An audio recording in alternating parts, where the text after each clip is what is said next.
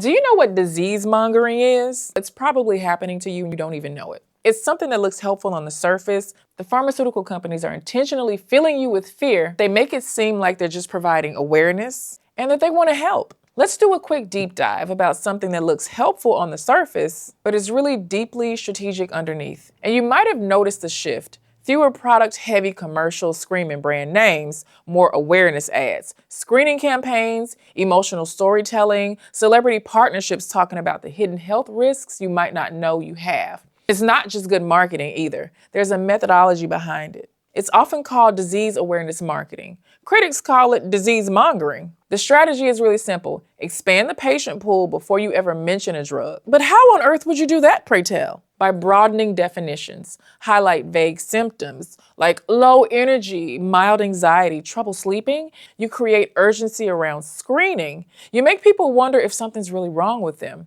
When you convert more healthy people or people with mild, manageable conditions into concerned patients, you expand the total addressable market for treatment.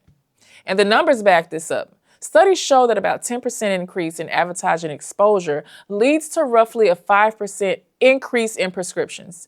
Here's a kicker. Many of the most heavily advertised drugs are not clinically superior to the cheaper alternatives. The advertising isn't about clinical need, it's about brand preference and market capture. Now here's where it gets really strategic. Condition ads, the ones that focus on a disease without naming a specific drug. They bypass some of the stricter FDA rules applied to protect ads. Once you walk into your doctor's office and express concern about the symptoms you saw in the ad, the prescribing conversation begins. And studies have shown that physicians are 17 times more likely to prescribe a medication if a patient requests it by name. 17 times. What do these awareness ads do? They prime the conversation. They plant the seed. They create what's called an unmet need, even if that need wasn't there before. Free screenings, awareness months, emotional appeals featuring real people sharing their stories. Nearly 94% of these campaigns rely on emotional messaging rather than clinical framing.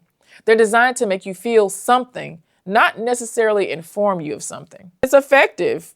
Now, the question isn't whether awareness is inherently good. Screening can absolutely save lives. Early detection does matter. Education matters. The question is the motive and proportion.